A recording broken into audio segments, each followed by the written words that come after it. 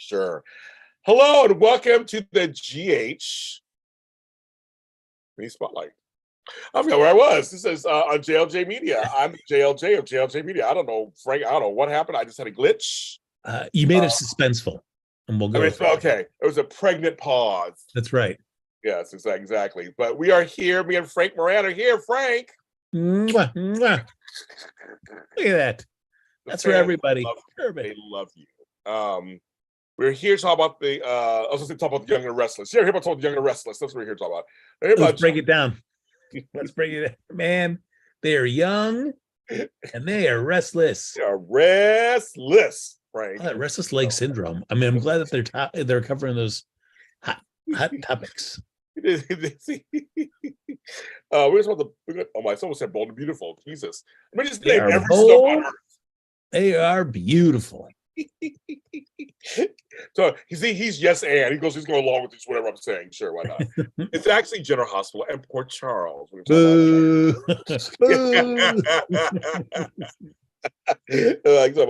Your favorite duo is here. We're gonna talk about it, kids. Right now, I'm getting it already. Bold and Beautiful and Wine are out. We put them out. They're out there, audio and video. They're out there for your listening and viewing pleasure. We got very heated on both shows. But we had a good time, and so you guys can have a good time listening and watching those. They're out there. Follow us on JLJ Media for that. Also, I want to tell you, thank you everybody out there.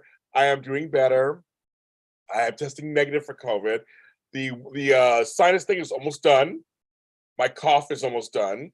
I still have some fatigue, Frank, here and there. I get tired, but a little here and there, but that's just old age. And other than that, I think I've gotten away relatively unscathed compared to a lot of folks who've gotten this virus. I mean, a sign of getting boosted. Yeah, it's very interesting, and also everybody's bodies are different. It really goes to everybody's bodies are different. So the one thing I'm just going to share with you guys is go to COVID. I think it's COVID.gov. Don't automatically go to the doctor when you get it. They say don't do that actually, unless you have a severe case or you have some underlying issues that need to be addressed at the beginning of it. But I think it's COVID.gov. You go there and you can find out like kind of what you need to do just in case. Like just be really careful. With that, they don't want you at the hospital. Actually, bothering up their hospitals. They don't want you, especially in LA. They don't want you down there. Leave them alone. So that's it. But I am doing much better. Hi, everybody in chat room. Hi, Jacarius. Hi, Nikisha. Hi, Tomlin family. Coach Chandra. The Chemo Beauty guys are in here. Frank, before we do any more stuff, email check. Let's see here. All right, we're at a reasonable 206. That is crazy. He's at 206, you guys. 206. Yes. Yeah, and 18, guys, and 18. So we're just, at 18. That's good. Why not? Yeah, I mean, I worked hard for those, or working hard, just not deleting anything.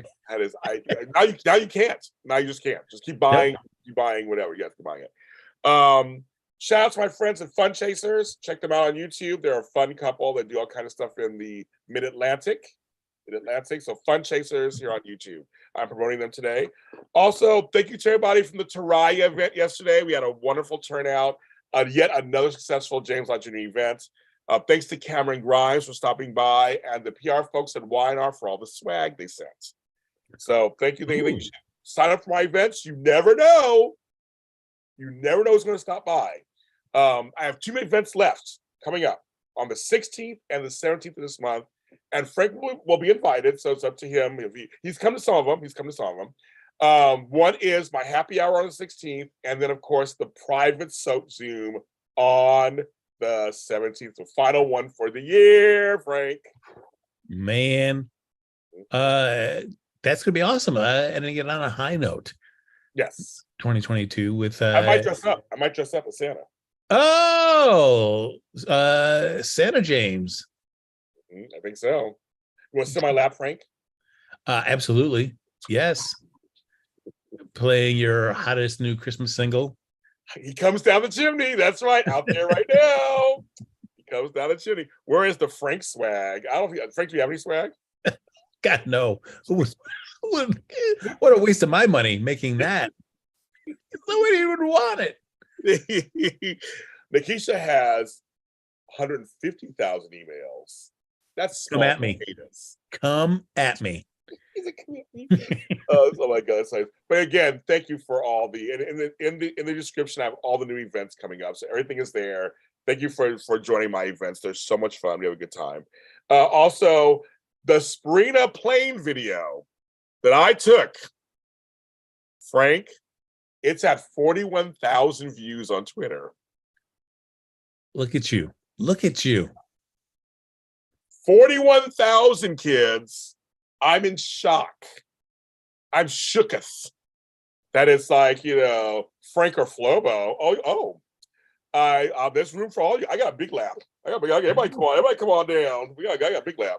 I mean, to be honest, we all know who he's doing a New Year's Day event with. With fellow boys. Check out, also join us for that too. That's right. There you go. Yeah. So, I know I'm a distant second. Not the Flobito, new content every week. No, of course not. I'd buy Frank swag. That's right, kids. We have something to sell at the moment, but if you have something to sell, we'll get to you. Just a hat of me wearing a hat. That would be hilarious, actually. a hat with you. I mean, I'd buy that. There you go. But so you Sprina fans, you done did it. I'm on the main page too, so of General Hospital. So you helped make my dreams go crazy. So thank you very much. The Taraya plane banner went out last week, and that one is at 4,000 views. My video. So it's crazy. Kind of crazy. And a JLJ exclusive. It is. As Frank's brand's biggest fan, I'd buy Frank's swag. Annie going, your girl Annie going. Of course you would. I love you, Annie. I love you. Also, the Sprina event? Speaking of that for a second, yeah. I mean, you went. You got to meet the stars. They showed up as well. What were they? How did the stars enjoy the attention on their coupling? It's funny because Tabiana's mother was there too. So we had to meet her, and since her mother was just lovely, the two stars were in shock and wanted more. They wanted to know why this was happening. They wanted to know how it happened. They were saying, and so there's video footage of me explaining it to them. Someone posted of me, I guess they're taking a video of me explaining to them why they were doing this, and they were genuinely, I think, and same with Taraya. Cameron was like, "There's a plane with my name. It's crazy. It's crazy. And Frank, it's crazy. You just go, wow, there's a plane flying around for 12 minutes that has your name on it, and you're coupled them. And they're not, as we know, Sprina's not even a couple yet. Mm-hmm. They're not even a couple yet. They're a wishful couple, and they probably will go that direction, but they're not even together yet. And the fandom did this in a beautiful day in Los Angeles. It was they were so in shock. They were just like, this is, and for Tabiana, because her name isn't, because Nicholas, we make jokes because his name is Nicholas, common name. But for Tabiana, she's like, my name would never be in lights like that. It's not a common name. So it's just for her and her mother, it was extra cool watching her name fly around Los Angeles. And so that'd be a trip. So it was a lot of fun watching them be excited. They were in shock. They're two young people too, Frank. They're young. Yeah. Super nice kids. I mean, I call them kids because they're in their 20s. But they're young. They're on the soap opera. It's very interesting. And for Shady Sunday, I'm gonna get some Shady Sunday. No one else came out to watch it with them. Oh. And they're colleagues. That's just me. But we had a great time, and it was a lot of fun. And talking to them, it's just so you can watch my whole special, JStreaming Spotlight, the banner. It's out there. But it was fun watching them watch the plane, and just they were in shock. Well, that's cool. I mean, I'm glad that they really enjoyed it. Yeah, they did. They were just, and same with Cameron Grimes for the other one too.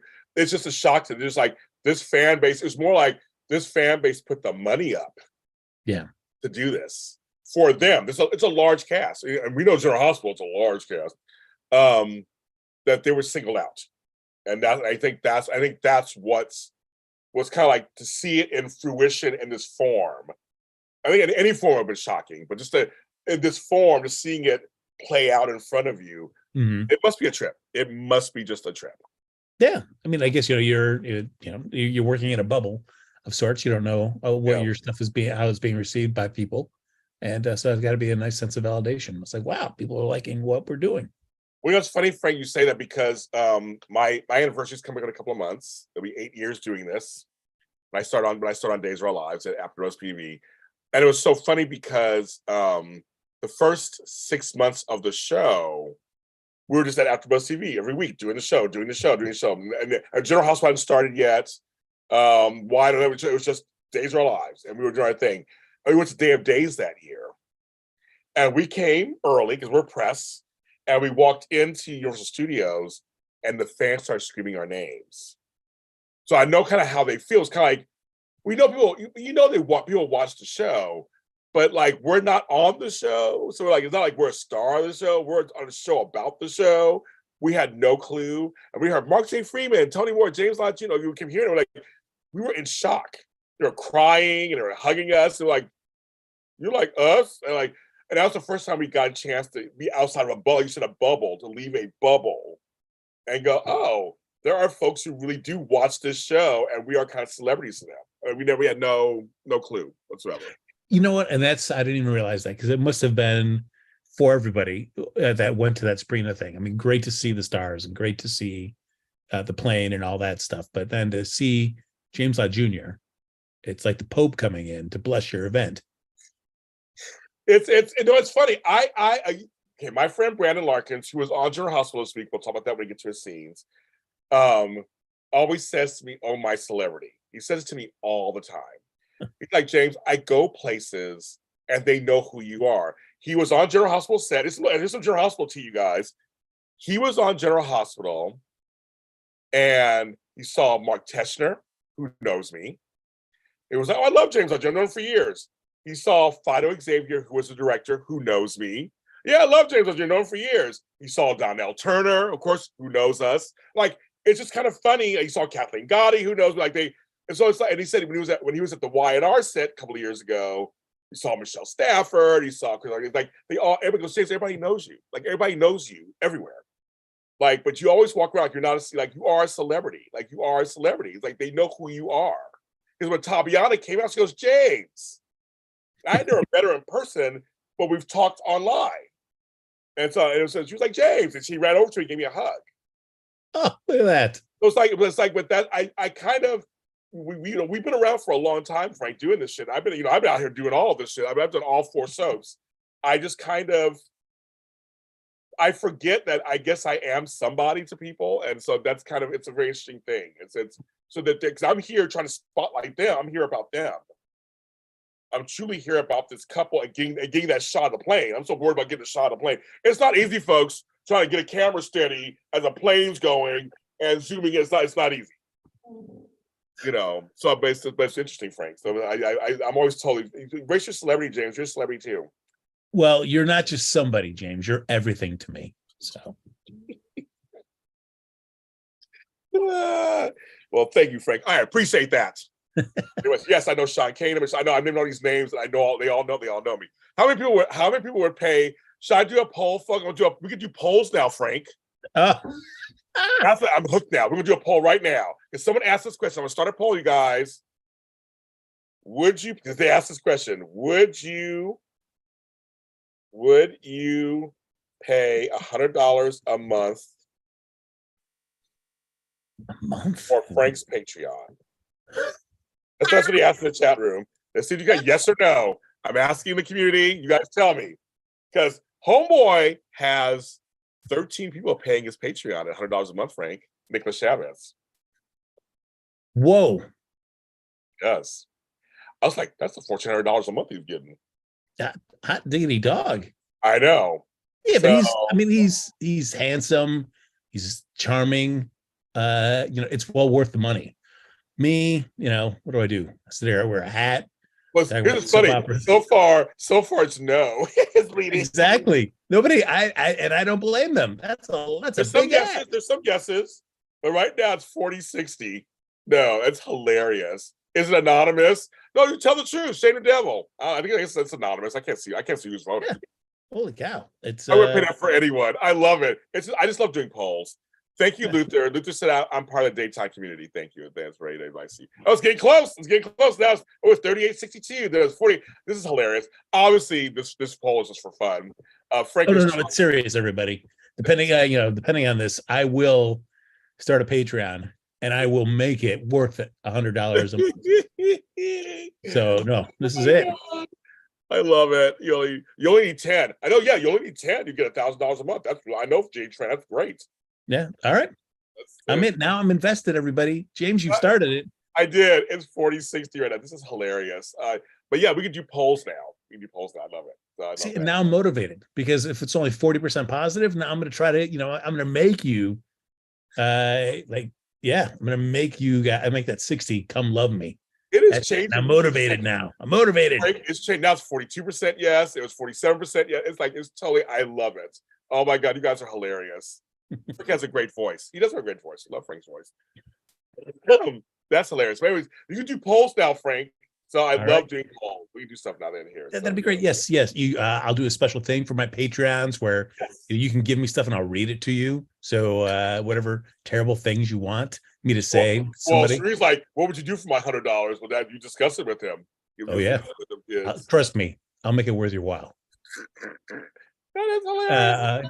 The quote, to say, a wise man who once told me, "Trust and believe." Trust and believe. That's the wise man. I will end the poll. That was just a little for fun. That was fun. So it's close. 58-41 is not. It's not a landslide. It's not a landslide. So I love that. Also, I just want to give you guys a little shout out. Me and Sean Kanan are together next Saturday. If you're a fan, his new book is called "Welcome to the Kumite." It's a follow up to "Welcome to the Way of the Cobra." I will be I'll be the moderator for the Q&A and all the whole stuff. We always have a good time. Check us out. Barnes & Noble. It's free. 3 p.m. next Saturday. Barnes & Noble The Grove. Be there or be square. A lot of your favorite daytime stars will be there. Yeah. Even if you're not a fan, it's still happening. Go. It's still happening. Get a book too. Read. Yes. Read. It's fun. Demental. And lastly, I started a One Life to Live after show from popular demand. So the first episode's out today. So check it out wherever you get your podcasts. Right. How far back in time are you going? I'm going to go back to the beginning, back to the car, I am black in real life. It's crazy. I'm going way back in time. Nice. Anyway, it's gonna be fun. It's gonna be a fun one. So listen to my first episode today. It's out everywhere. The One Life to Live after show. There you go. So we got that going. I think that's everything, Frank. It's all the church announcements. That's all of them. Also, hit the like button while you're here. Shit. Yeah. And it was great seeing everybody. We'll see you next week. Hey, good night, everybody. Bye. Yeah, exactly. That's everybody. Thank you. Also, I'm sorry. Edition Days comes on at 3:15. Oh my God. George goes for $100. Frankie to read all your emails. All right. Let's. Okay. That would be hilarious. Get a live video. Well, you sit there. Well, you can't read all of them. It's just too many. So you say like he has to read 1,000 of them. That's true. Well, I've got a hot one from Jim and Chris at 1-800-Flowers, reflecting our favorite holiday traditions and rituals. So that's hilarious. I get the ones from 1-800-Flowers too all the time. I refer them one time. I get a million ads from them like one time. And this is terrible because it means my person, but the first sentence was homemade wreaths, plum candles, and special Kugel, which I thought was Kegel for a second. But no, it was not. I thought 1-800 Flowers was going a different direction. I was like, are they really? Like, wow. I was like, okay. I'm like, wow, I'm doing mine right now. I can't. They're laughing. I know. This needs to be a show. Just the opening of the church announcements should be a show. Exactly. It's just a show. It's going to be a show. Yes. We'll now get into the actual show, you guys. Yeah. Glad you guys enjoyed that. Thank you very much. Start the sermon. I know it's hilarious. Thank you guys. We missed you guys. I know mostly it was me because I'm whatever. We won't be here. We won't be here next week, but we'll be here in 2 weeks. So just keep that in mind. For end of the year celebration. Well, also, yeah, because the 2 Sundays are Christmas and New Year's. It's true. We're gonna be here on Christmas. Well, we're talking to you people. Hopefully, I'll be opening presents. Shit. Something. I hope I get presents, Frank, this year. I hope I get some presents from somebody. I got coal as always. I know I got that coming. Maybe for your daughter, especially.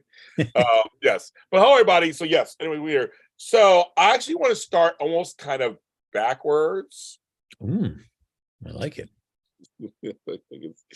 Because I really actually was fascinated, Frank, by this scene or sequence of scenes because I didn't expect it. So we have Victor and Nicholas go in to visit Spencer. The Nicholas thing goes as we what it goes. It's like, whatever. They're not gonna get along. We know that. But I like that everybody knows what's going on. Like, I'm glad Victor knows. Like, he slept with Esme. I'm glad that's all out there. But Uncle Cyrus comes in. I actually enjoyed that. I have to say, I don't know what you thought about that, Frank. I actually loved the two uncles kind of thing going on, and the reveal about Laura and Martin and Victor, and they went back to that. Victor, they went back to that. Yes, that was an unexpected treasure, and boy, did I enjoy that. I mean, it's always, anytime you get somebody that is very confident in themselves, whether it was Cyrus when he was out of prison or Victor like he is now, when there's a moment when somebody can get their goat, so to speak, whether it's Laura with Victor or even now Cyrus with Victor, in that moment, you get to see him, a little crack in the cool exterior. Everybody was like, everybody loved it. No, it was the Battle of the Uncles. It was good, and it was funny because it's kind of like my family. It goes, yeah, well, my family too, and then and then my brother or whatever. And then what was it? What did Spencer say? All my uncles, Sonny, yes. Martin. I go, yes, there's a lot of uncles. There is. I was like, that's very interesting. He said that. I was like, that's very interesting. So is Spencer, is he really getting closer to Cyrus? What do you think about that? I'm down for it. I mean, especially given a situation like that, something that might not ordinarily happen in the outside world, maybe. But given, prison, that's the kind of pressures that somebody has to endure in there. And when you find yourself some sort of safe haven, even if it might be somebody that has done harm to the people you've cared about in the past, but has purported to turn a different cheek, so to speak. You go with it, I would imagine. Marlon was. I don't hear him denying it. Cyrus, I know it was good. It was. Yeah. I was like, oh, they're bringing that back up. Okay, I'm like, that's good. I mean, that makes sense. He didn't deny it really, but it was kind of funny. It was like I was like, wow. And Cyrus quoting the Bible to Victor. I don't know about you. I'm kind of liking this reoccurring Cyrus. It's like getting bits of him.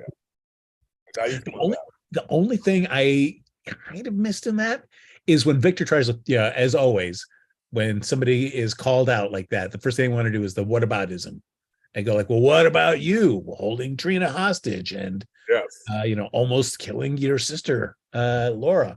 I wanted Cyrus to respond easily. It's like, look where I am. I'm paying for what I've done.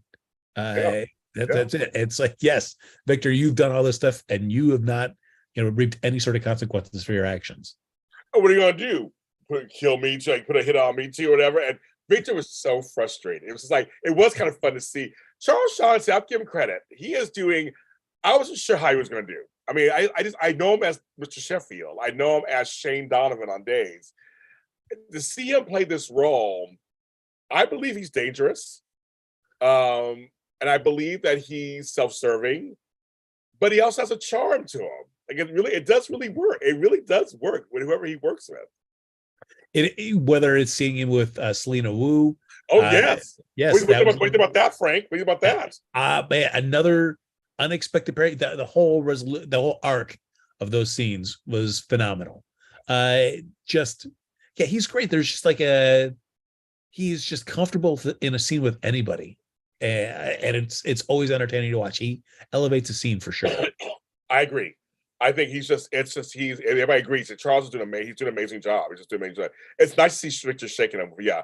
Him and Selena. That was another one. I was like, because again, we love our Lydia look. We love her. Homegirl, just again. So do we want to keep her at this recurring level, or do we want more of her?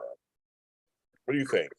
For me, it's like I would want more of her, but I also worry with more comes more risk of stumbling with that character. Too, yes. But I think, I'd rather at this point, I'd rather take the shot. Give me more, and hopefully it goes well, rather than being worried about that. Because when you start teasing stuff about Gladys, Yes. and all of a sudden, like, hey, is she angling to all of a sudden get Gladys's money or more controlled deception? It's like interesting where you see her helping out with Victor, but you also see her wanting to possibly take something from Sonny's loved ones, which is their the company. Yes. I thought that. So okay. So we'll first go with the first storyline when you said, which was an unexpected surprise of helping against Victor. Oh my God, I love it. I love that with the little vial, wherever that was and stuff. I was like, that's pretty funny that I'll do it. I'll do it. Sure. Okay. Kind of girl power. Like, oh, okay, I'll do it. I thought that was unexpected, so to speak. But then running into Brit and all that happening was kind of a weird crossover kind of thing too. And Yeah. Liesel's there talking to Cody. I mean, there was a bunch of like folks there as the Savoy. There's a bunch of them. Well, it's the place to be in Port Charles. You know that, James. What? Everybody loves to be at the Savoy. You know that. I guess so. Like, whatever, it's fine. Those weird steps you have to step up to go out. I mean, I don't know any clubs that are like that. So I'm like, I don't know. But I believe that writers are laying a strong foundation for Miss Woe to go big. She's quietly building an empire. I think she is too. I think she's kind of quietly off camera getting this position stuff going.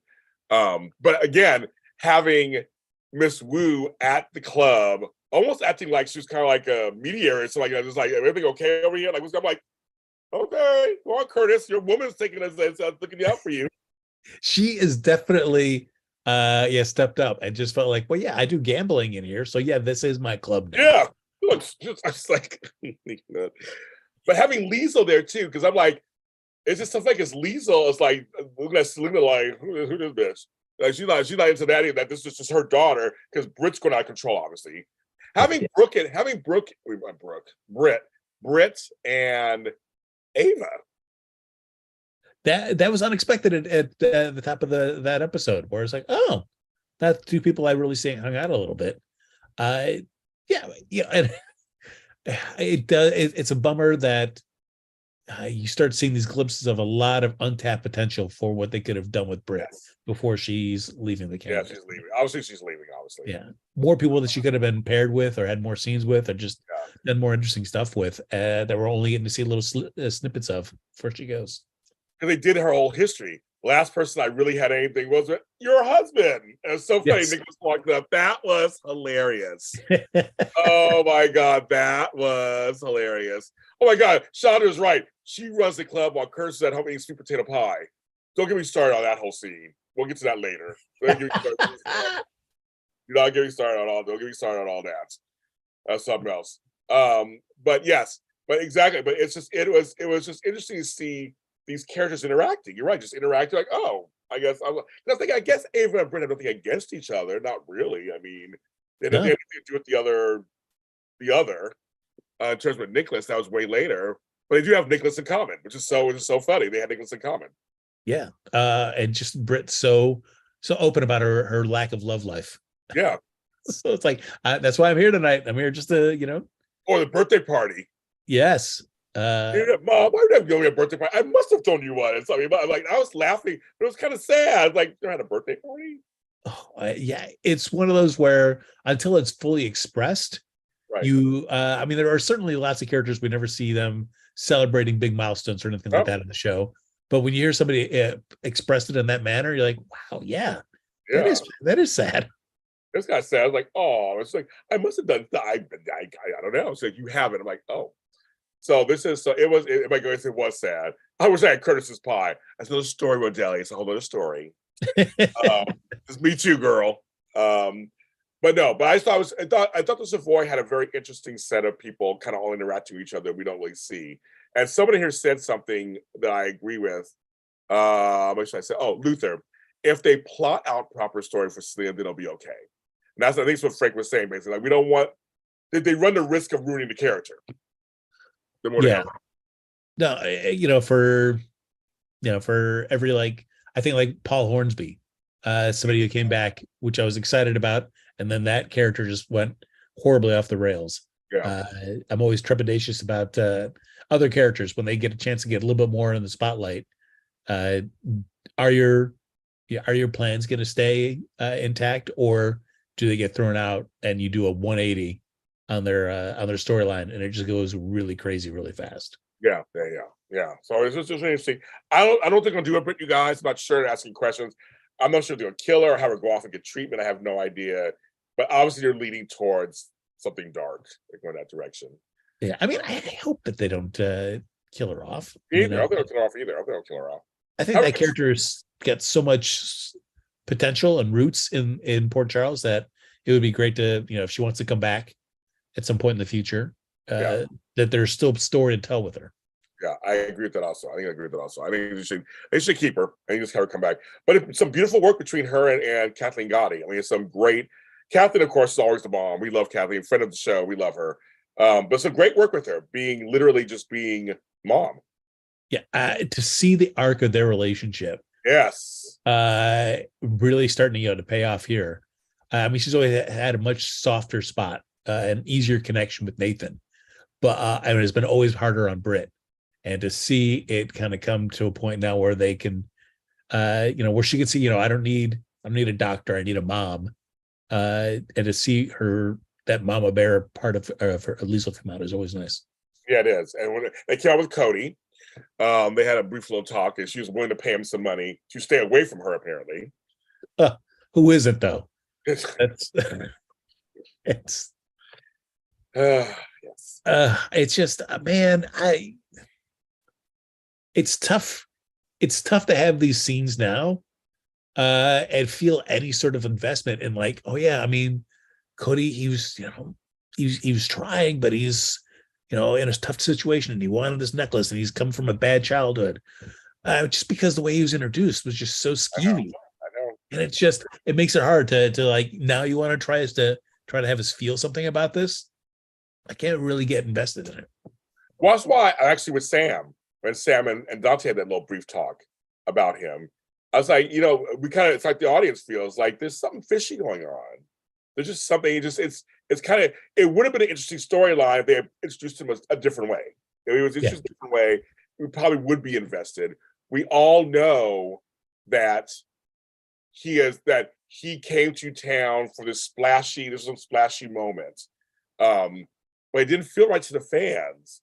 And I say so now it's kind of like they're trying to give him heart, and I guess it can work. Maybe in the long run it can work. Like you said before, him and the Mac stuff we liked. But now that he's doing this whole thing where he's like, it's completely like he's literally Mac's son, but he's hiding it again for this reason that's nefarious. It's a lot of complicated stuff going on in there, and so there's a lot of tangle stuff. But they're trying to show him to have heart too, kind of when it comes to Britt. But we know she's leaving. It's all weird. Well, especially because it was, we all knew he had an ulterior motive for wanting to be near Britt, and his just nonstop, relentless pursuit of her because of that reason.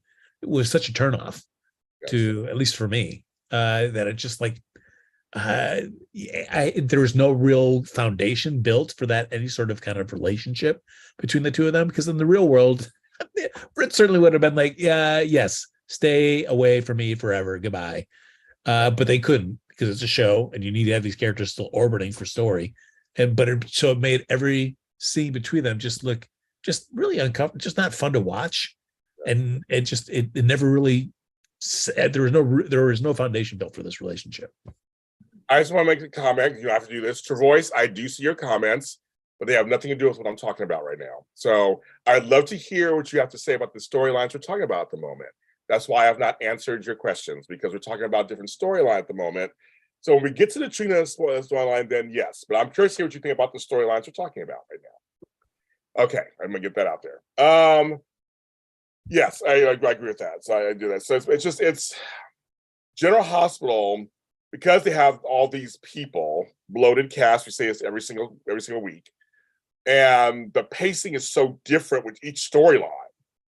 The pacing is so just like, this story is going faster than this one. This one's taking forever, and this one drops and pick it back up, and this one over is like, it's hard to follow all this stuff sometimes. That's what's so interesting to me. It's like I see what they're trying to do with certain ones, but there's like now we're finally getting the Castelline stuff is coming up now. It seems like they're really gearing up. Where for so long, wasn't the first of the year where we had the whole weather was really weird, then they kind of like dropped it. Yes. Year, and so now it's kind of like they're going full speed ahead. We still don't know what's going on. And this whole pipeline thing clearly is part of that. When we have Valentine and Sunny talking. Yeah, which always good, because you think like, oh yeah, they work together for Anna, but as Sunny, never one to not hold a grudge. It's like, well, I remember you threatening Spencer as a kid. He mentioned that. I thought he mentioned that. I was like, oh, yeah, they bring up everything these days. They bring up everything. Yep. And you do that. That's it. You're on Sunny's S list forever. Yes. So he's like, he was never really. I love how Valentine plays off. He wasn't really any danger. Like, he was still a child. You were, but again, they're trying to play it off because remember, he was written cartoonish at first. Yeah. So it did work. I mean, we got him out of that now, where we like Valentine. Everybody likes Valentine for the most part. So it did work with him. But remember, for a long time, we couldn't forget that he killed Nicholas. So killed Nicholas. Yeah. You know what I mean? So they'll Frank impersonating Sunny. So it was kind of like that was that. So it can work if done well, I guess. But it can work if done well. I should say it can work if done well. I agree. I feel like too often GH goes to the well of, let's bring this character on and make that character really unlikable, and then later on we'll work really hard to make you really care about this person. And so that could, in Ava's case, in Valentine's case, it worked. Certainly in Cody's case, it has not worked. Not worked. Some folks say Cody should have been with Brad, and I thought it's kind of funny. That would have been kind of funny if he was. He could still be Mac's son and all this other stuff and be a gay character. I mean, could easily have done that. For sure. Let's do it. I guess who knows when he first came on, if what Kelly's deal was, if she knew she was leaving at the time, if not, and then maybe if things had been different, they would have like, oh yeah, if Brad's sticking around, let's just have him be with Brad. Yes, people are bringing up in here several times, Britt and Austin. So, I mean, I see more chemistry with Britt and Austin than I do with Austin and Maxie and Britt and Cody. For sure. To see Austin kind of playfully poke at Britt and her laugh, just like, yes. There's just a comfortableness with that relationship that it's a shame we didn't see more of that. They didn't just go in that direction. They didn't. And I'm also wondering, because we don't see any Austin and Maxie really anymore. But who really wants to see it anymore? I don't want to see it. I mean, I think they're horribly mismatched. That's just me. But I'm just kind of like, we're not even seeing them really together. They had that one scene a couple weeks ago where they were kind of fighting a little bit. But I was like, with Britt and Austin, there is great chemistry there. There is some chemistry there. Yeah. They've always kind of teased it a little bit because we know this. They chem test couples all the time, people all the time on soaps. If you see a couple together, all of a sudden, like they're testing them all the time to see if they would fit. So I'm thinking, who didn't see there was chemistry? No, that's true. Like, who didn't see it? Because I'm like, I think we all saw it with Britt and Austin. We all saw it. It's a shame that I mean, I would have been like, given what we know now about the story, I rather would have had Austin, just be a friend to Maxie, and then have him with Britt. Britt leaves now, And then if you wanted to try Maxie and Austin, maybe. There's just been, just yeah, that could have maybe worked a little bit better. We would have gotten to know Austin a little bit better. We would have been rooting for him because we would have liked the relationship with Dan and Britt. And then you can oh yeah, maybe him and Maxie could work. Let's see. Because I've always thought Maxie needed a good break because after the Peter stuff. Yeah.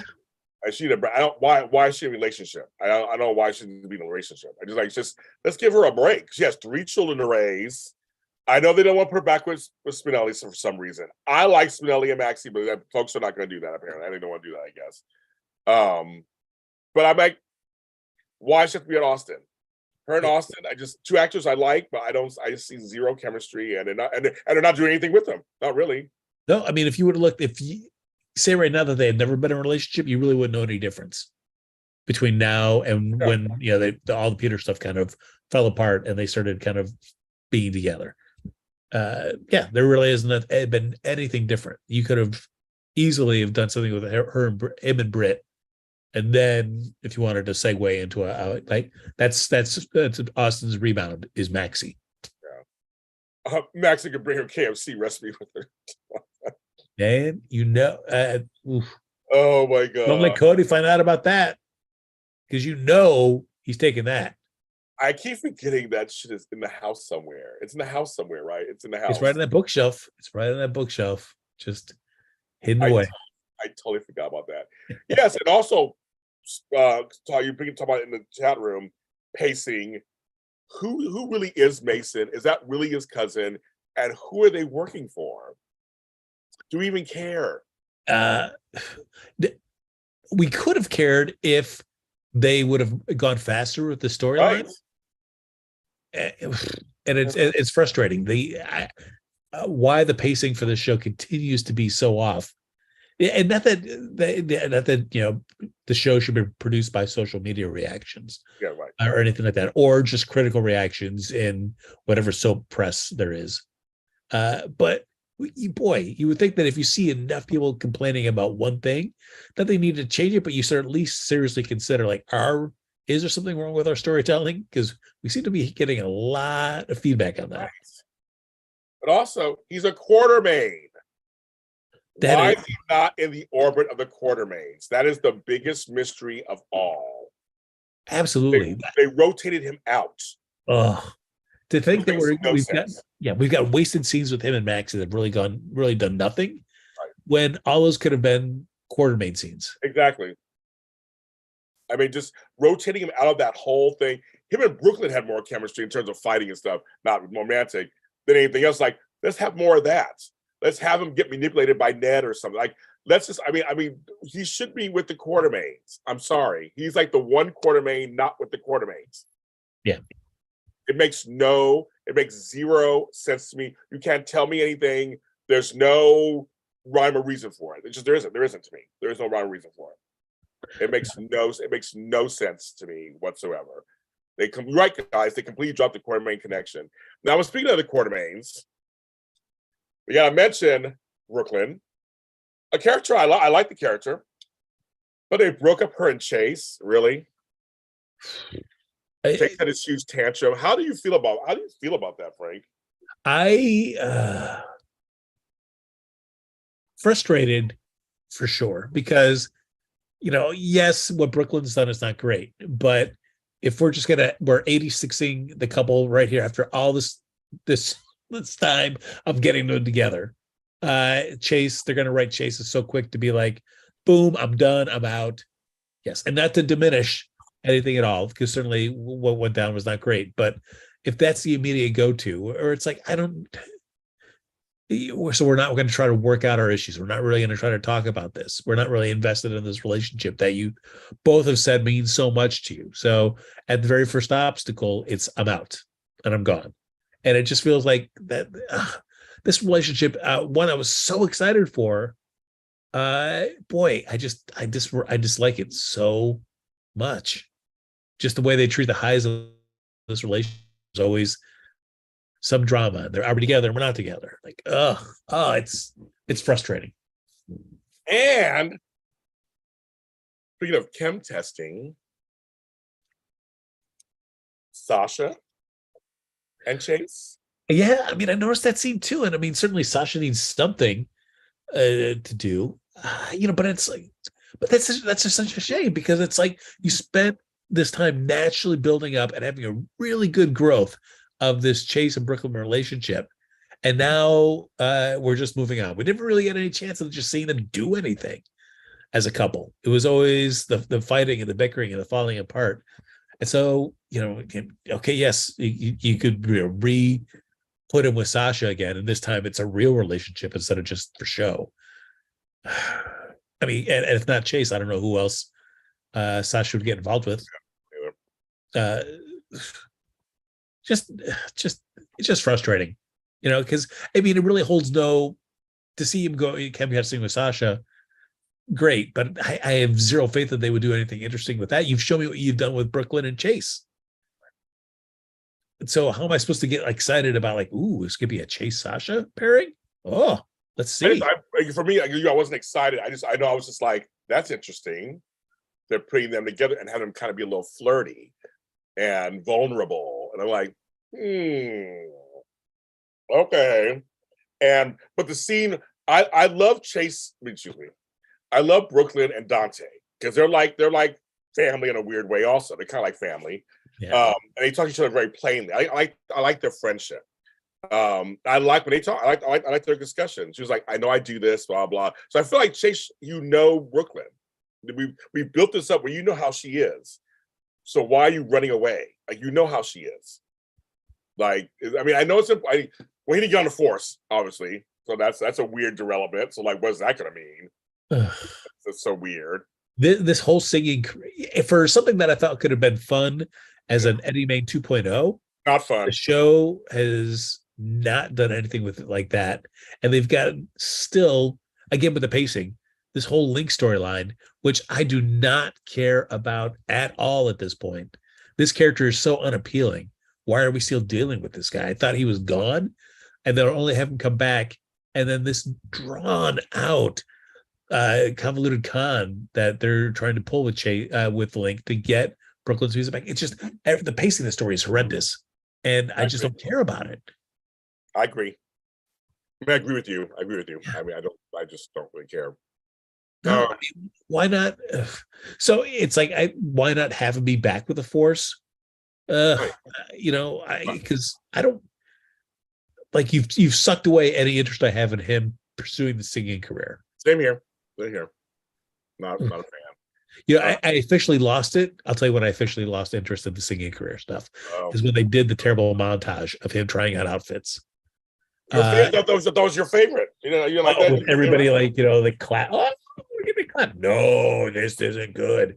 That's what I was like. This storyline's the pits. Now get it away from me. Yeah. Speaking of low points, here's the deal, folks. I'll make sure I preface by saying this. I like comedy. And I like sometimes comedy can be done really well on soaps. Not always. But Frank Moran, as I live and breathe. Oh, I hope you're talking about what I'm going to think you're going to talk about. Let's see. If I am ever subjected to an episode about a live turkey getting loose, I was like, you got to be shitting me. I was sitting here going, am I really, really, really seeing this? Am I really, really seeing this? I was just like, this is the stupidest thing I've ever seen in my entire life. And they were trying their best to make it a comedy. But it was kind of like the turkey's walking on the table and it's knocking some stuff up. I'm like, that's not really funny. It's walking around, just kind of walking. I'm like, Frank, help me. This storyline was bonkers from beginning to end, where it's just, for one, I mean, the fact that they made Olivia look like an absolute fool for the storyline. Yes, that was weird too. That was weird. She runs a restaurant, like yes. a hotel. mean, It was just so crazy that they had to write her as a complete idiot to make her think that, oh, well, this is in French. I thought I was getting just a organic turkey. Oh, so terrible. To the other point where it's like, oh, now that I have a live turkey here, I've now got to try to find somebody to kill it. So, all right, who will kill this turkey for me? well, Michael and Ned, that was kind of, I did chuckle a little bit. We'll dress the turkey. Like it was kind of funny a little bit. That part was a little bit funny. When Olivia, uh, when Drew and Michael are talking about like, all right, we'll try, and Olivia's reaction is like, now we're talking. I said no. It's no. Like what?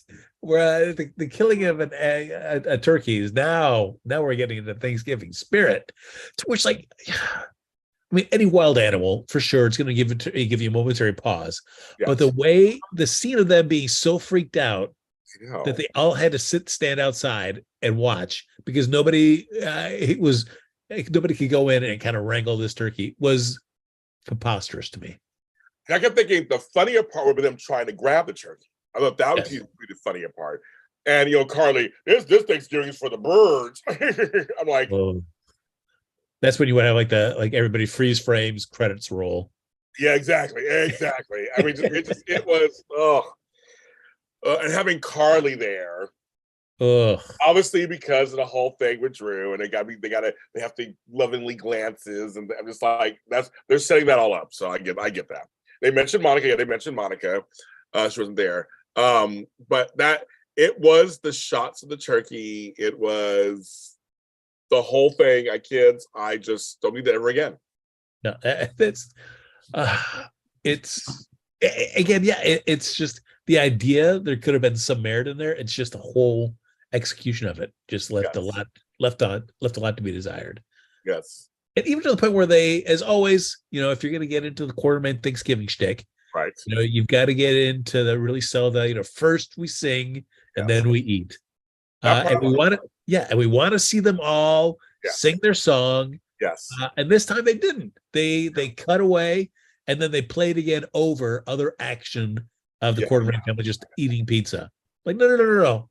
I want to see these people actually singing, however well they can. Together. I want to see it too. I'm sorry. There's some traditions I want to see.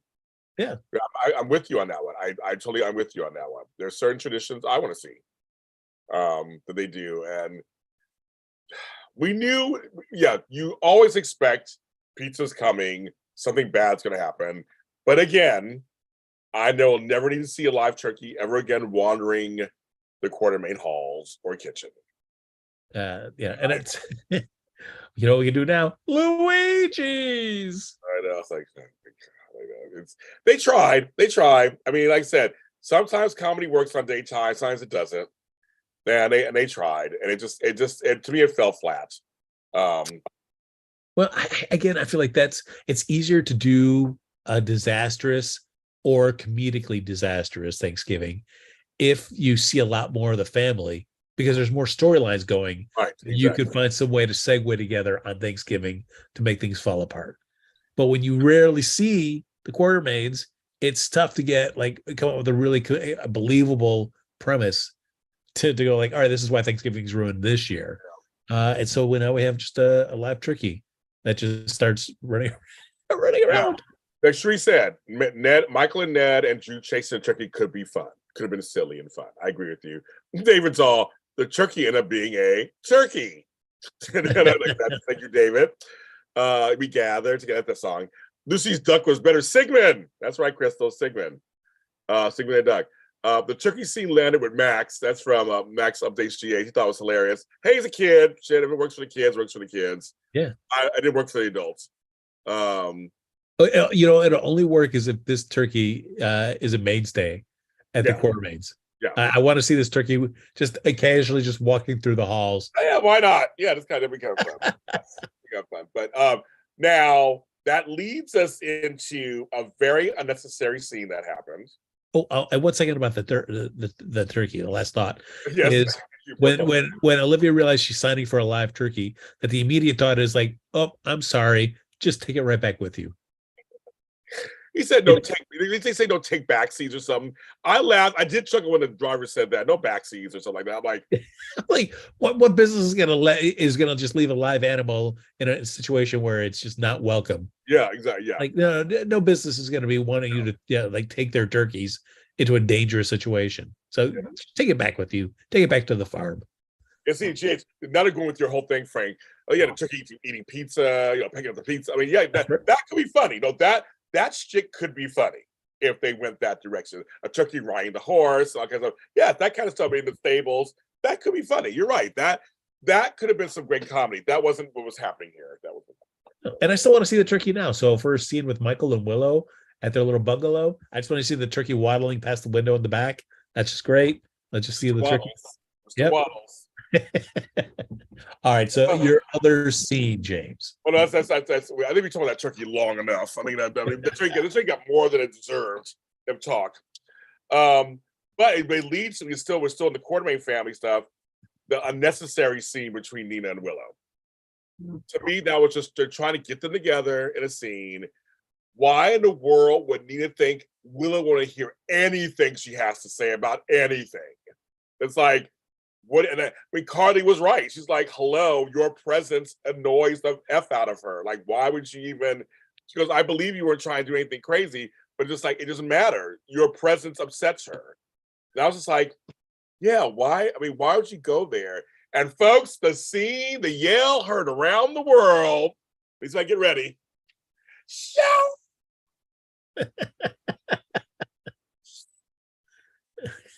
It's. Sorry, listeners at home, your ears go crazy. That when she did that, I actually jumped for a second. I'm like, all righty then. Yeah, the editing of her collapse on the end of Thursday, where we see Carly's face like, oh. I'm glad that they for Friday's episode they're like, let's cut this differently. They did cut it differently. I know it was like they did cut it differently. I was like, oh, okay. It seems a little different on Friday. I did laugh on it that he went back to that and started over. Like, yeah, Thursday wasn't good, kids. We gotta go back in. Let's do a little better. Yeah. Yes, I like that. Nothing like makes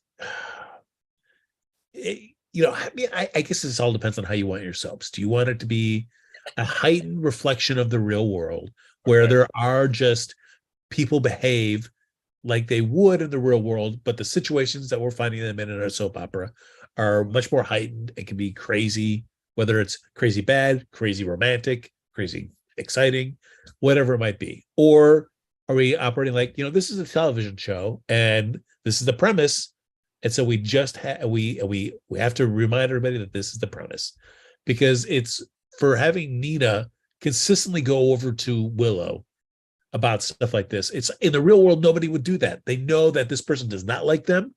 They've made that abundantly clear enough times that you're like, no, I'm not going to go over. This woman is clearly does not like me.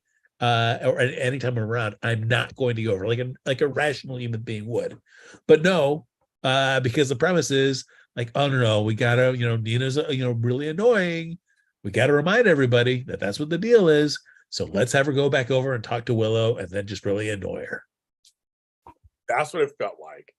And I was like, and you're right.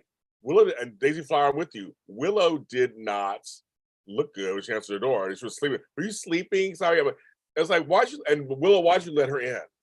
She's like, girl, what do you want? Like, girl, what do you want? Yes. What do you want? Yes, Willow and Sasha are friends, but why did Nina have to go over there and talk to her? No. And for somebody that you've told so many times that you cannot stand, to then let them into your home, like, no, I'm not feeling well. Goodbye, slam, and then that's it. That should have been the end of it. And I just don't get. I see that Michael's going to push this week for it to. I know. When you said I'm calling the ambulance, Willow popped up. Nope. That was funny, James fan. I did laugh. She's like, nope. I'm like, oh girl, she's fine. She's better. I know there was the whole thing about her keeping secrets from Michael, fine. But now it's out. Why not just have her out sick? I mean, she doesn't look good, first of all. Why are we still hiding this thing? Like, just tell everybody. She's looking for her parents. Let's just gotta. I see Michael's going to say that this week apparently, so I'm like, just come on, girl.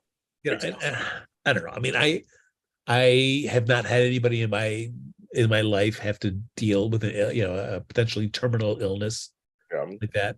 So I don't know how everybody reacts. But, I mean, for her to say, I don't want to tell anybody because then that's all they're going to see me is this. It's like, I understand, but it's just like, why you're already going through such a horrible, difficult time.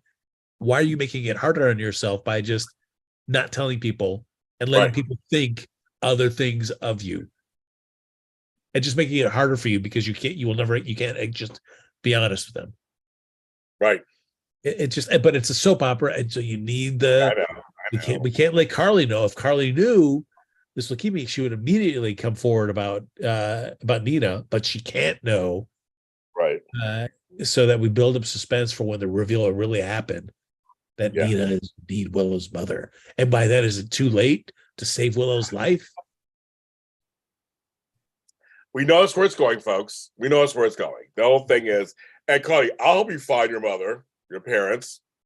Yeah. Okay.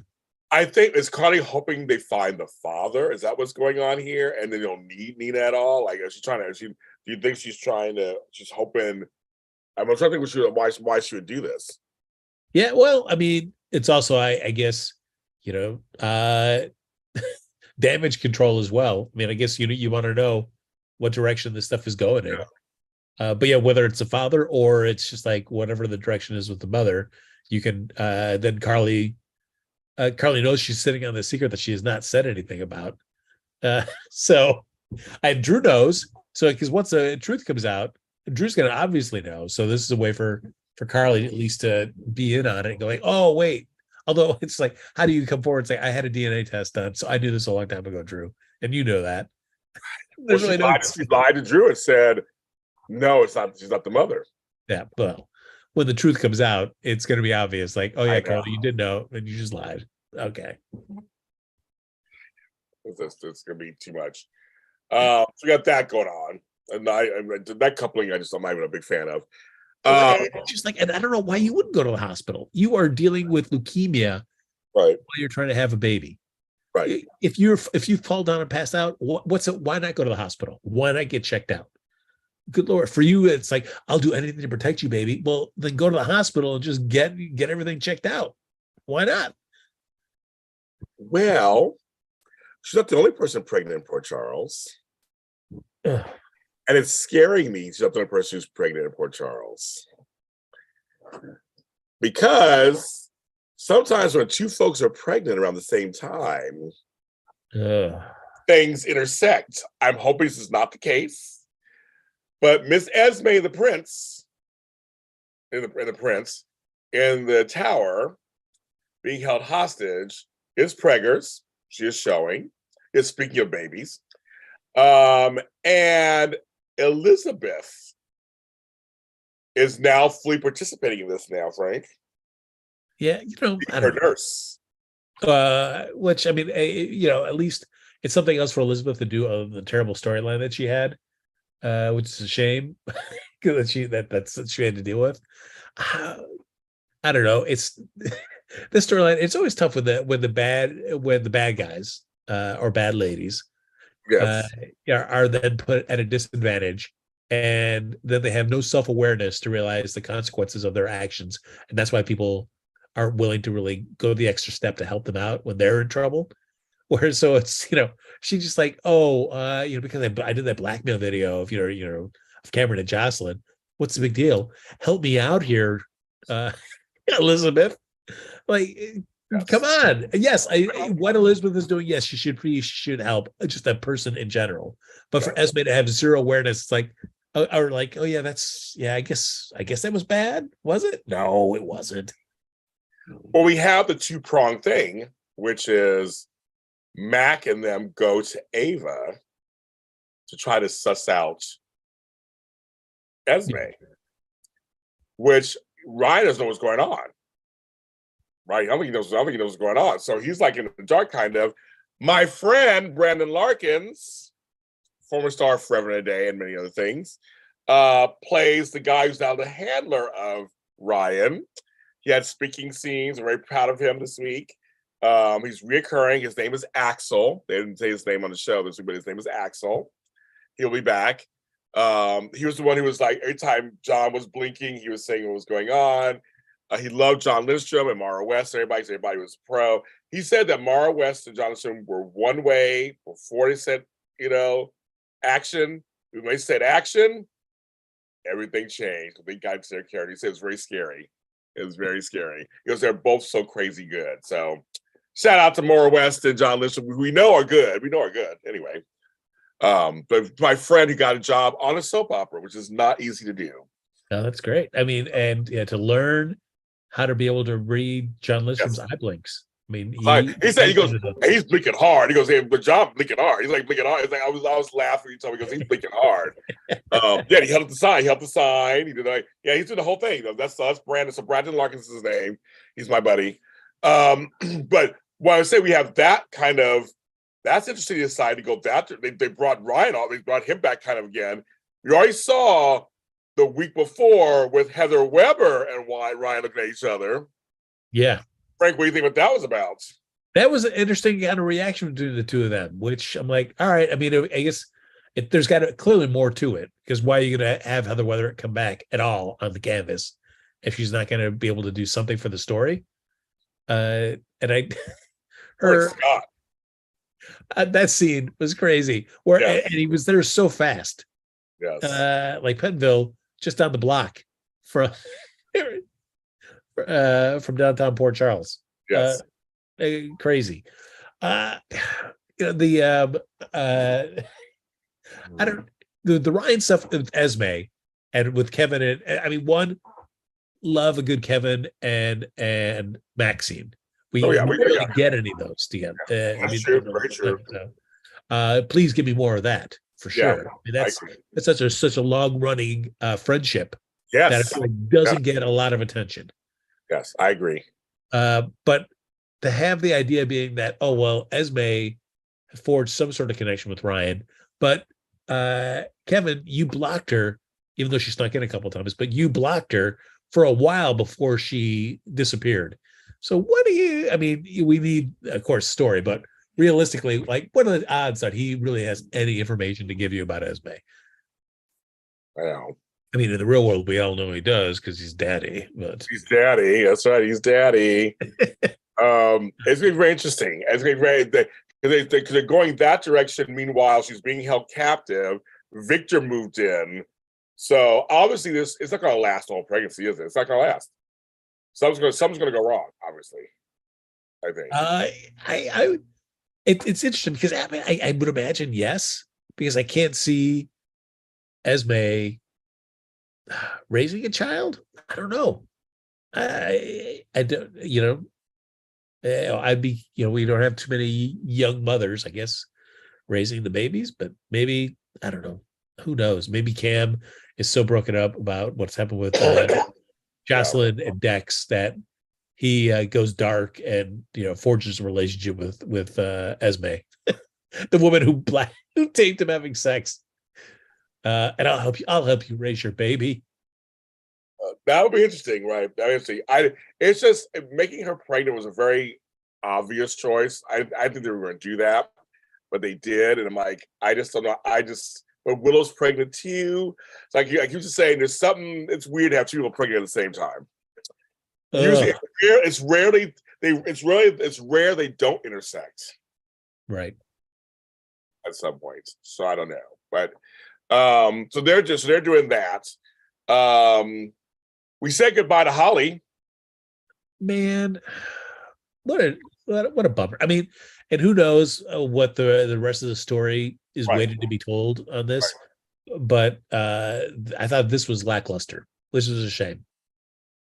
Yeah, me too. She was on fire, but not really. And let me show you what happened. What had happened was Alicia came through, fire retardant this, and all the fun jelly on your face. Like, oh yeah. Somebody who's considered armed and dangerous. Yes. And you think is locked up in this cabin. If we're going to cordon off the area, I like how they've set up this really nice little tent about 25, 30 5 feet feet away. Yeah, exactly. from the cabin, which was crazy to me. But then also laid out with blankets and a nice a bulletproof vest, just laid out on the table in front of it, just ready to go. And also just have like convenient like little rock that the henchman from Victor could just kind of like pop in and out of, like, oh, I was just walking, trying to burn off the Thanksgiving meal. Let me go, sulk behind this rock and text Victor a little bit. The whole framing blocking of that location was ridiculous to I me. know. It was. I agree. But props, I mean, they sold when she came running out on fire. I love, I mean, there's part of me that just loved it because it went so over the top. It did, yes, I agree. Because I was like, all right, the explosion, that's great, and we'll just figure death. And then they one-upped it with the running. They're running out on fire. I was like, oh my God, she's on fire. I'm like, I didn't see that coming. And then it ended. And then the next day picked it up and I was like, oh, it's not really her. I mean, I had a feeling so one thing they did do, Robert wasn't dumb. So it was kind of great. Everybody was worried that he was a big dummy. He wasn't dumb. Him and Holly worked that whole thing. No. Yeah, it was just, and having Felicia have some part of it too. Yeah, great. That was nice. That was nice. Although I was expecting Laura to be a little bit more involved because Felicia just walks away so weirdly from the police station, and it cuts to Laura, and she's like, "Wait a minute, what's going on here?" Then we never see Laura again. I don't know. It's a shame. I mean, again, it's the problems with the big cast. Because I would have loved to see more of Robert and Holly doing stuff, especially if you bring back Holly. Let's have it mean something. And I mean, we got her taking Lucy off the canvas for a little bit for whatever, plans are that are going to happen with Lucy, wherever she's locked away. But the frustrating thing is we're not going to see, I don't see any plans for Ethan coming back on the show. So we're not going to see Holly doing any kind of trying to find her son storylines. So we'll only catch up with them, maybe 6 months from now, whether Ethan's free or not, who knows? Right. I was hoping they would have maybe a rescue storyline, and we see Ethan for a second, and then she says, well, we're going to go on a run. See you later. But no, it's just like, I got to go now. Thanks for giving me the passports and everything. I'm gone. See you guys later. Yeah. No more. And Holly's done for now. So for now, she's done. But she plays a part, but she's a part of that big picture. Or whatever Victor, again, her road's badly back to Victor, whatever Victor is planning. And now I did Laura go, and the necklace. That did make me chuckle a little bit. He's like, oh, yeah, and the necklace. She's like, oh, yeah, here you go. I mean, the best thing about that whole thing was the Selena Wu Holly reveal. There you go. Yes, that was. Yes. That I really did like. It was girl power, as I said earlier. It was girl power. And I'm trying, I mean, I guess it tracks with Selena because she's helping Brad. So clearly, I guess I buy that family is important to Selena, even though, for whatever kind of code that she operates by. So that for Holly to kind of try to reach some sort of agreement with Selena because of what, what Victor's doing to Ethan. I mean, I guess, does that track for you? I mean, it can't. I mean, I think it's again. I think they're setting up Selena to.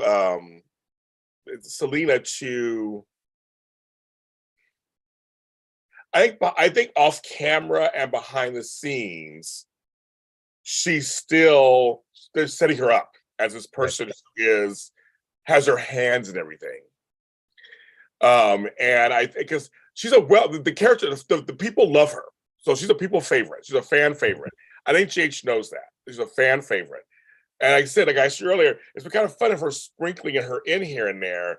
And I thought, well, of all people to help her, I guess why not Selena? Like, why not?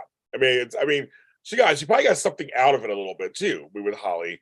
But it was like, okay, I can see why, she's okay. Why? I mean, it could have been someone else. It could have been somebody else. It could have been Laura. I mean, it could have been anybody, right? But I'm thinking, but then Selena is a person who her and Victor again, they've had no really scenes together. They've really talked. Like it could be something really good. Like she's known as a force in the town, and he's known as a force too. So it's kind of like that's kind of the. I'm like that's the.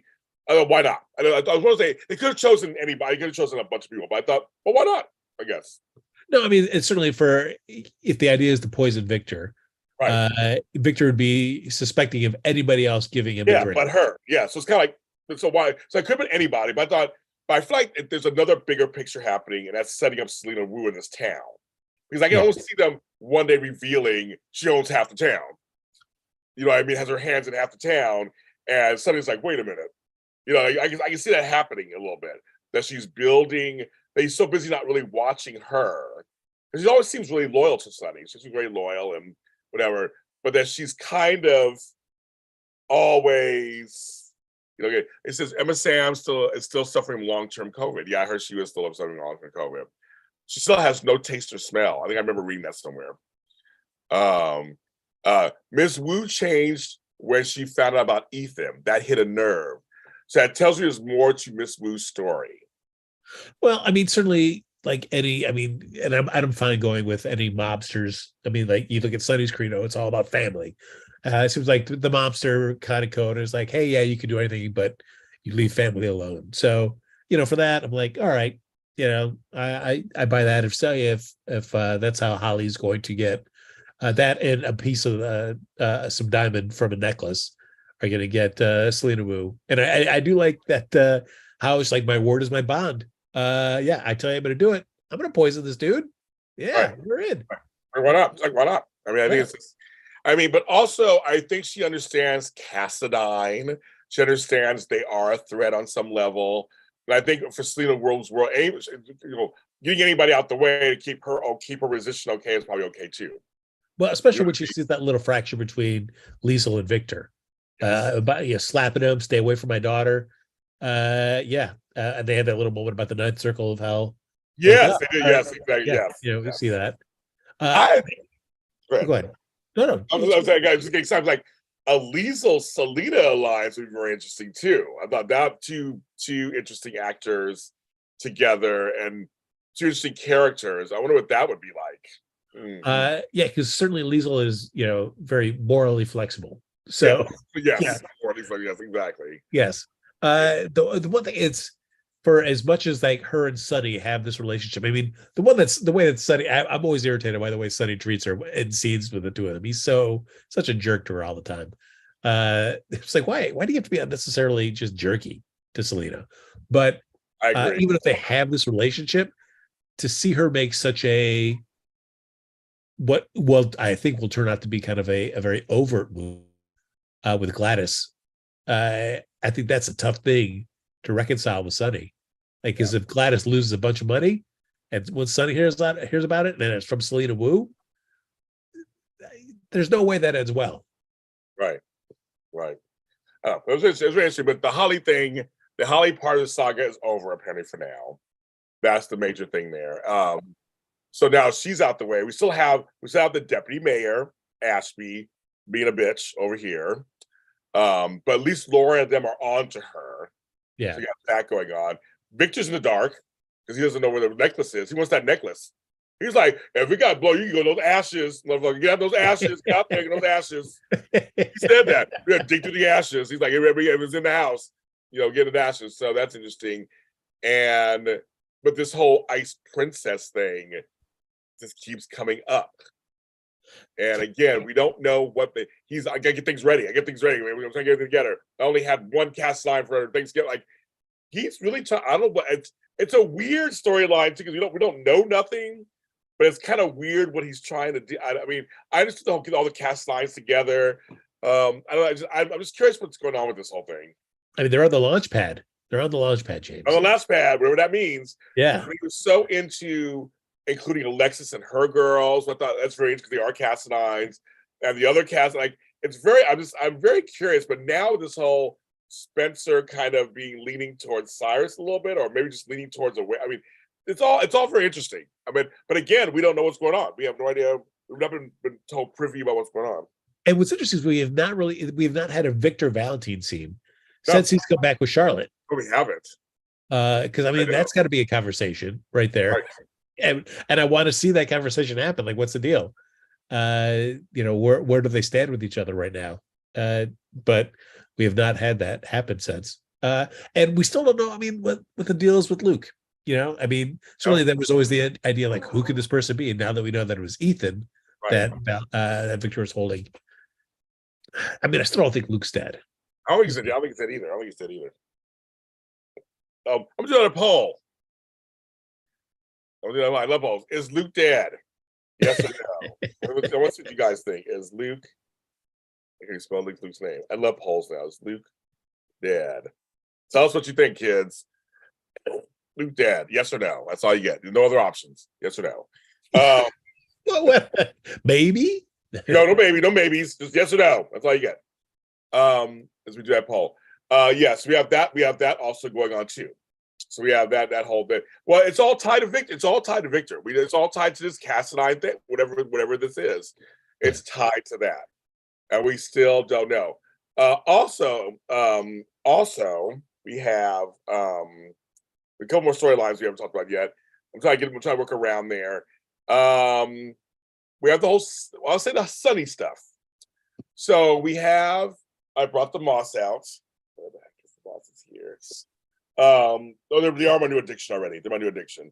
So far, no. 80% say no. I think I agree with that too. Okay. Sunny and Dante have a really interesting conversation. I like Dante when he's not with Sam most of the time. I like Dante when he's with other people, those storylines. And him and Sunny have been growing closer. They literally have been showing us that. He's accepted it. And it's been kind of like, wow, the lines are blurring for Dante. That's interesting for him to admit that. The lines are, because the whole Dex thing, but he said it's starting to blur. He's always had a line up, but now he's really invested in his father. I loved it. I loved it. I don't know about that scene. Well, I mean, I'm glad and it should happen. I mean, especially because we had Sonny supposedly dead and coming back. That really gave Dante a chance to kind of really reflect on what it's like to actually have your father back when you thought he was gone, and have this second chance at your relationship. So yeah, I can see. I'm glad that they've evolved the relationship to the point where we can have that beat of Dante going like, yeah, it's tough for me to do my job as a police officer. When my father is also one of the crime bosses in Port Charles, and how do I make that work? Yeah, it's very. I'm liking their relationship because he's like, Michael's out, I'm in, so to speak. That was interesting too. Yeah, that's an interesting way of putting it. Also, kind of like, but it's like, but I love you both. I still love. It's. He agrees. He thinks Michael's being too far. But I enjoyed the exchange. I enjoyed kind of just like almost reminding us of the good cop, bad father. So not bad father, but like father in the mob kind of thing. Yeah, I thought that was kind of cool.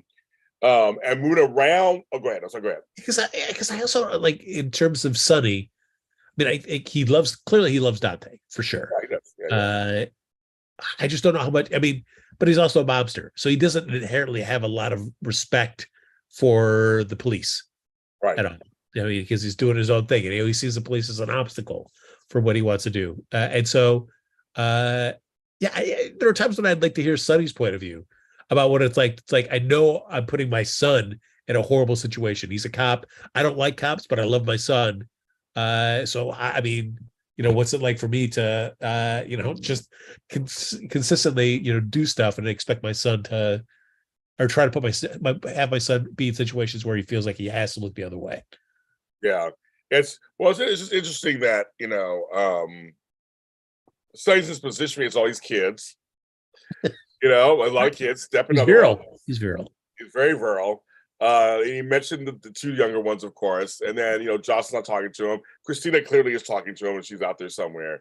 So, but we're seeing a lot of him and Dante, and I thought that they really are showing us them, and so I could actually say I see that they have grown closer. And then Dante talking to Sam about Rocco. So he did the opposite. He did kind of an opposite thing. Like, I hope me and Rocco get along. For fathers and sons, and He's a cop in Rocco. So it makes me curious what Rocco will turn out to be if the show's on long enough. That'll be very interesting. If he's like more like his grandfather, like Sam said, or whatever, it'll be very interesting. It'll be very interesting. Yeah, that's true. I mean, I I certainly don't think they want that for him, but that's true. You never know. Do you kind of rebel against, do you kind of fall back into like what your grandfather likes, or do you just kind of chart your own path and he's something, he's a baseball player because they love going to baseball games. Right. I'm curious. Yeah, I'm very curious what they will do with him because the kid is a Spencer, the kid is a Corinthos. There's all kind of stuff going on there. It's like it'd be interesting to see what side. I could easily see him being mischievous and kind of like, I don't want to be a cop. I mean, it could go that direction. Honestly, it's because of the lack of Spencers. I feel like we rarely see them on camera anymore. I'm down for an age up. You can't get them into the camera in a Jocelyn age, but drop them down to like 15, 16. Let's do it. And just give me the Lucky of old of that day, the Lucky and Emily of old.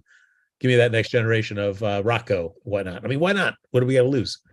Because they aged started a little bit, so I'm like, they could. They're brother and sister, so I almost forget sometimes I got a brother and sister because of Lulu. But and Lulu, yeah. Well, who knows what's going to happen with there? But another character. I'd love to see Emma. I really would love to see Emma come back on the show. I think there's a lot. Me too. There's a lot she could offer the show. Which is funny when Voss is like, "Oh, you'll help, Anna because of Robin." He's like, "Yeah."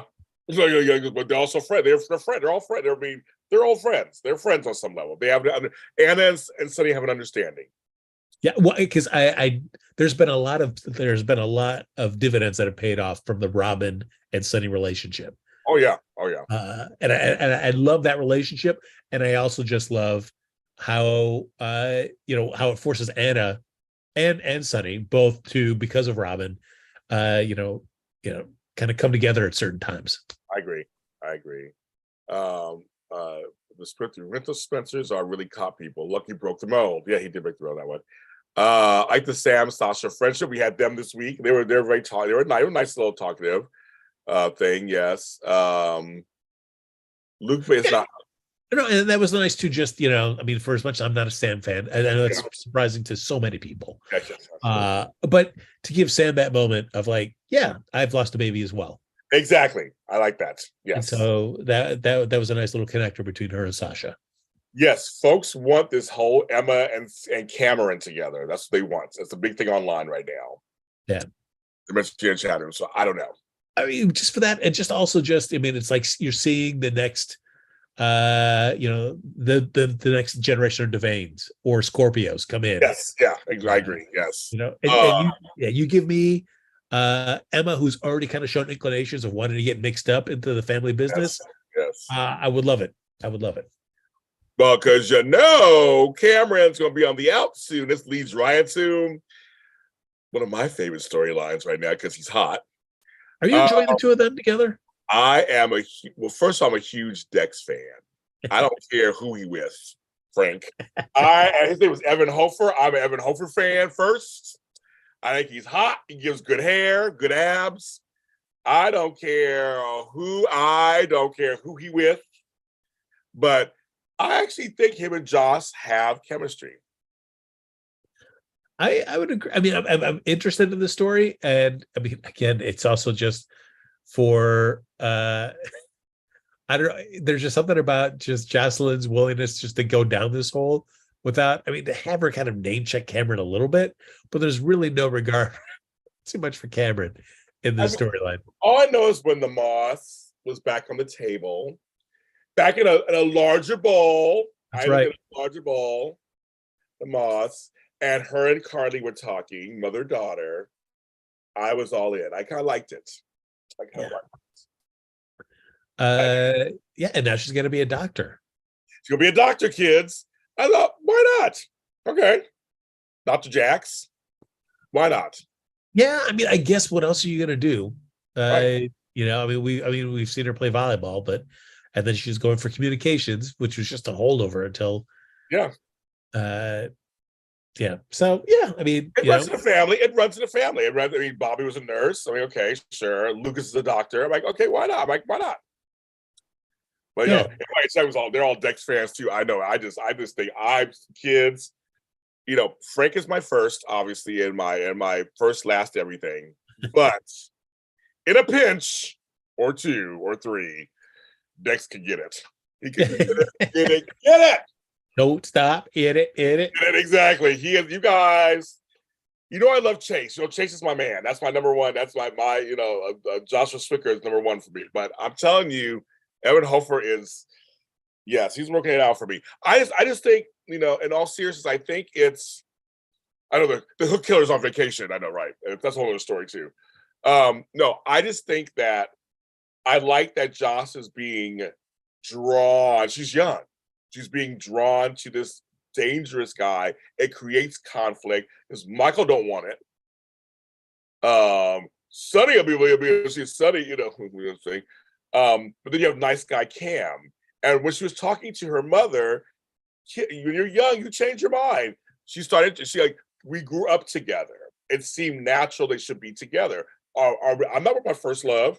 I'm not. Anybody with their first loves out there? Hello, echo, crickets. Nobody. Not my first love. You can only find love once. That's why, Frank. No, it's just. I mean, nobody's really with their first loves. So I feel like this is great conflict. It's gonna be.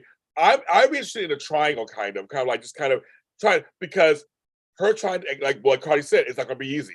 Trying to extract yourself from Cameron when he's also your friend and part of your friend group.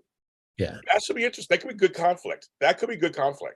It's not going to go. Yeah, it won't. You can try. It's really not going to be easy for a while. No, not at all. Maybe in a few years, you guys can come back to a place where you can be friends. Yes, but also the fact that he's dangerous in this dangerous position, and she keeps continually putting, like you said, just putting herself in there. We call it the vortex. She's caught in the vortex. I get it. She's totally caught. She's like checking his abs for the, she's just like addressing the wound, and then she starts addressing his lips. I mean, I completely, totally get it. Yeah, it was like, to be in your bed and not be able to do anything. Well, maybe next time. Woo! I love it. I'm all here for it. I'm all here for it. So Joss can change your mind, but now well, of course, Marlon, she's a young woman. They're young. We're all hypocrites when we're young. Come on, everybody. Everybody's young. We didn't know shit when we were younger. Of course she's a hypocrite. She's young. When you're young, you think you know everything. That's when you're young. You think you know everything. That's kind of the point. You know what I mean? So it's like, it was hot. Yeah, it was hot. But I lost my train of thought now. But the whole point is that that's just, when you're young, you make bad decisions. That's kind of the point. I mean, if anything, hopefully this gives Jocelyn a better understanding of where, like Sonny, where it's a person that was torn between loving Nina and loving Carly. Yes. All right. Maybe a little bit more sympathy for other people's situations. I agree with that one, Frank. I agree with that one also. Oh my God, who have I missed so far? Well, but I'm just, again, the pacing of the show is what's killing me, because me too. How long is this story? I mean, you're waiting for it to bubble up to some point. I don't know how many more meetings I can have between Michael and Dex. Where Michael is always like, I will blow this thing up if I think Jocelyn's going to be in danger. But it's like, okay, how many times are you going to talk about like blowing this up? Either let's move to the next step or whatever the deal is going to be. I don't know what it is, but man, it's being dragged out. It is like everything else. Yeah, and I would imagine that the Anna stuff, I gotta imagine Finola Hughes must be on some kind of extended vacay. She must be again. Yeah, she must be again. So who knows when we get it? We're gonna pick the storyline up again. I bet you it's not until, but maybe next year. Yeah. Oh, and I almost forgot. There is a couple of things a couple of things we almost forgot. We did have the sweet potato pie. We had the whole Portia and Curtis and Marshall and Trina. I don't mind having Marshall be a grandfather figure. I like that. I kind of like that. I kind of like that he was talking to her, and and gives a little again, a character that was written weird when he first came on, that I'm slowly, now that he's settling in, I'm kind of slowly liking him. I agree. I mean, I do like his energy in the mix for sure. I just, again, it's one of those things. Again, the GH thing of where you introduce a character and then just make it the situation so unlikable that it's just tough to like, especially when the payoff for that storyline was terrible. Yeah. But they seem to be going down this well where Marshall was misdiagnosed, which could be interesting to see what happens to a man who thought he had schizophrenia for this. Sorry, 1 second. Fanola's not on vacation. She addressed it on Twitter. Okay, well, I'm not on Twitter, so I didn't know that. Okay, go ahead. Oh, well, she didn't address me. She didn't tell me personally, you guys, what the fuck she's doing. So I don't know what's going on. I don't go on Twitter. So because it's too toxic, I have no idea. She didn't come to Instagram and tell me what's going on. Just kidding. It's fine. Okay, go ahead. Yeah, so I'll be curious because it seems like it's leading towards Marshall being finding out that he's been misdiagnosed. Right. That just seems like too. It seems like that too. Yes. Which, for one sense, I mean, I guess I'd be curious about those scenes for a man who thought he was staying away for one reason and finding out that it was all, it was horribly a misdiagnosis cost him his life with his family. Yeah. Oh my God, that was funny. Portia was blocking Nakia from getting some pie. That was kind of funny. Nakia don't need no pie. She got all kinds of gifts from people. I'm like, dang girl. That was just like, let the girl have some pie. Shit. She was like so mean about it. I'm like, girl, okay. And of course we had the scene of Curtis and Trina talking. And it's cold at first. It's the same scene over and over again. It's right. Cold at first. Then see, I'll take the pie. It's like I have such a hard time with this coupling because we know Portia's lying. Right. It's just so hard for me to root because I want to like the character of Portia because she's a strong woman, a doctor, all this stuff. I want to like her, but the fact that she's lying, it's driving me nuts.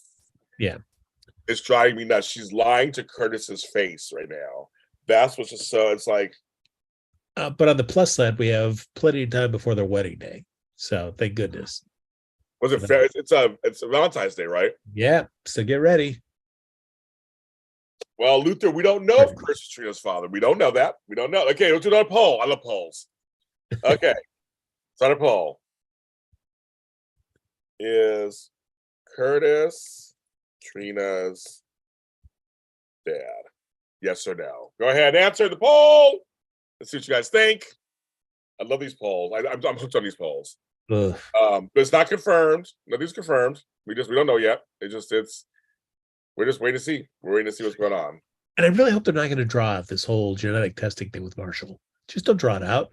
And I don't want Portia to play scenes like, oh, I don't know if I should tell your father. Like, no, tell somebody. Give him that peace of mind. Frank, it's exactly what's going to happen. Everything you just said. Like, what? Okay, so Frank, my question to you is, what would lead you to believe they wouldn't do it that way? You're right. You're right. It's what you just said. It's almost like that's exactly what you're going to do. That's just disappointing because they need to drag this out. Here's the funny pacing part. They need to pace this until the wedding, right? So we got another 2 months to go through whatever this is, and then I think you said it was before the show. I think they're going to have a big reveal at the wedding, right? Yeah. Oh, so is that if that plays into like, oh wait, so you knew my father wasn't schizophrenic or thought that he might not be, and you said nothing about it? We're just piling on stuff that Portia could have done better. All right. But yeah, I'm hooked on polls, you guys. Totally hooked. Yeah. A pole dancer now. Thank you. A pole vaulter. Yes, I'm hooked on the polls. No, but I just these scenes all feel like just part of the setups for eventually what's gonna, I guess, come out. Yeah, and it's a shame, all this time, and who knows about what storyline is, but we're getting rid of those scenes of like Taggart, hanging out or being around or having scenes with him and Trina. No, so that would, I guess we'll just have to rely on the fact of what we've seen so far, and when the truth comes out that indeed Trina is Curtis's daughter. well, we're like, but they hung out a lot early, so we'll feel appropriately devastated for Taggart. There's so many things that this show could do. As we're seeing some of these storylines, there's other they're not doing. They're not going to do it. They're not doing it. They're not doing it. It's just I need to get over it. They're not doing it. There's certain storylines like I wish they go a certain direction. They're not going to go that direction. They're just not. Just pick up the pace a little bit, guys. That's all I ask. I don't. We got the holidays coming up, so there's going to be some spottiness here and there, a few scenes, but I don't know. Yeah, I don't. I just it's confusing. It's like now again with the Weber storyline, that's been dropped and that's just dropped at the moment. So I guess that'll get picked up at some point. He's there in Port Charles. I mean, yeah, I would imagine there's got to be. I mean, you're not going to have Heather Weber on canvas and then have Jeff Weber and not have the two of them kind of intersect at some point. Right. And again, the hook killer. Somebody jump on that in chat, but yeah, what's going? I mean. Oof. Oh, is the hook killer Esme? I mean, is that where you're trying to tell? Like, hasn't attacked anybody else? This is the dumbest serial killer storyline I've ever had in my entire life. I mean, I guess if they're going by the fact that it's only operated towards Trina, then I guess it makes sense. But if even if it's not Esme, it's like the assistant DA. Still, yeah, okay. I don't know why there's not been more efforts on that front. And we haven't seen Rory in 1,000 years. No, we haven't seen anything about Rory. We haven't seen an attack on Cam or Jocelyn. Nothing. No follow-ups. It's just there. I mean, I guess because they still have to play the card like, but wait, is Esme the hook killer? And so when do we kind of have that next hook killing to make everybody realize like, oh my gosh, we thought Esme was here. That's why we kept her locked up this whole time. But she really wasn't the hook killer. But she's pregnant. And then we had the one moment of Gladys going off on Alexis. Oh yeah, it's Jordan. You promised me exclusive. You never got back to me. That's right. That's all your fault, Jordan. And Jordan was like, "Oh, this bitch." That's what Jordan looked like. This bitch. Oh, she just had that look like just. Oh my god. Okay.